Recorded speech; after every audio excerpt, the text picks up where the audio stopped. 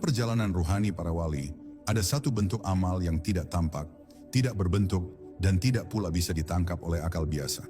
Ia tidak tertulis dalam kitab-kitab, karena bukan sesuatu yang bisa ditransfer lewat huruf atau lisan. Amalan ini mengalir seiring dengan detak jantung dan tarikan nafas. Ia bukan sesuatu yang dilakukan, melainkan sesuatu yang menjadi bagian dari diri. Wali tidak lagi melakukan amal, mereka menjadi amal itu sendiri. Amal telah larut ke dalam denyut kesadaran mereka. Amalan yang tidak ditulis ini bukan karena dirahasiakan, tapi karena tidak bisa dituliskan. Ia lahir dari rasa, dibesarkan oleh kesadaran, dan dimatangkan oleh kedekatan hakiki kepada Sang Pemilik Cahaya. Bagi para wali, setiap helaan nafas adalah zikir, setiap diam adalah munajat, dan setiap gerak adalah ibadah. Bahkan tidur mereka lebih bernilai dari terjaganya ahli ibadah yang tidak mengenal makna hadir di hadapannya. Inilah amalan para kekasih Allah yang tak bisa diajarkan dengan metode formal, tidak bisa diwariskan seperti warisan biasa. Ia turun lewat limpahan nur, dari dada ke dada, dari jiwa ke jiwa, lewat jalan yang hanya diketahui oleh Tuhan dan para pecinta sejatinya. Seringkali, bahkan wali itu sendiri tidak menyadari bahwa ia tengah beramal. Ia hanya merasa tenang, larut, dan hening dalam penghambaan yang terus-menerus. Mereka tidak sibuk menghitung pahala, mereka tidak terpaku pada banyaknya amal. Yang mereka jaga adalah kehadiran hati. Waktu demi waktu diisi dengan rasa sadar bahwa Allah selalu melihat mereka. Rasa inilah yang menjadi amalan sejati. Ia tidak tampak oleh mata, tidak bisa dijelaskan dengan akal, tapi terasa nyata bagi yang pernah disentuh oleh nur ketuhanan.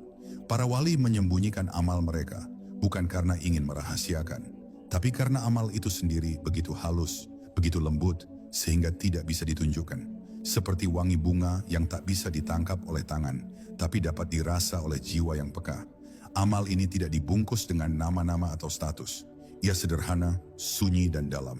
Ketika orang sibuk mencari amal-amal luar biasa yang bisa ditiru, para wali justru tenggelam dalam amal-amal sederhana yang dilakukan dengan penuh kesadaran. Duduk hening mereka di sudut malam lebih dahsyat dari ribuan kalimat. Tunduknya kepala mereka dalam sujud lebih keras dari pidato panjang. Dan senyapnya mereka dalam diam menyimpan cahaya yang membakar hijab dunia. Bab ini adalah gerbang menuju pemahaman bahwa ada amalan yang hanya diketahui oleh Allah dan Sang Hamba.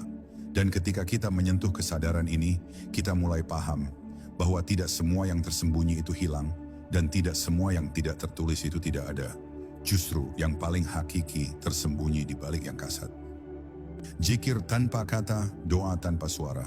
Di dunia para wali, zikir bukanlah sekadar rangkaian lafaz yang diulang di bibir. Ia telah menembus bentuk dan suara. Zikir yang sejati bukan hanya terdengar, tapi terasa. Bukan hanya dilafazkan, tapi melekat pada kesadaran yang tidak pernah tertidur. Para wali hidup dalam zikir yang sunyi.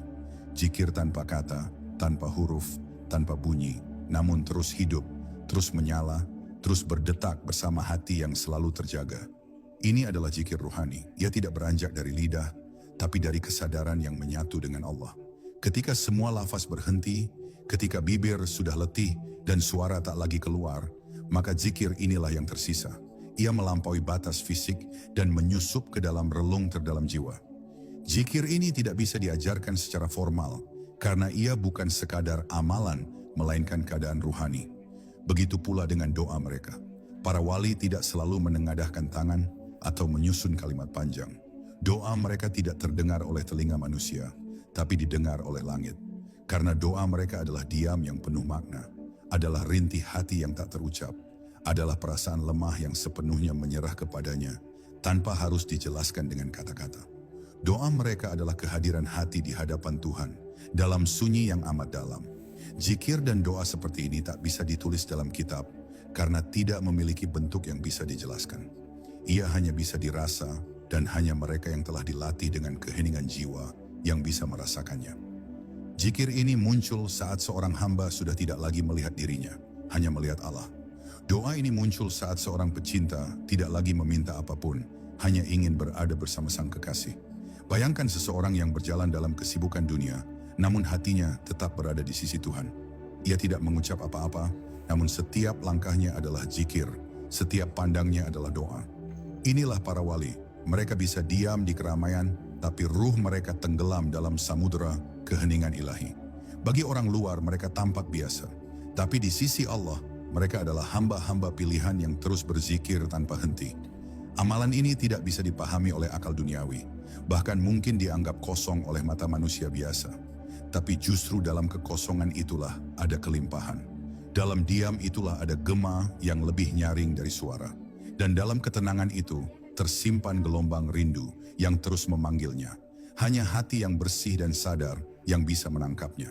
Maka jangan heran jika para wali jarang bicara soal amal mereka. Mereka tidak sedang menyembunyikan rahasia, tapi karena apa yang mereka alami tidak bisa dijelaskan.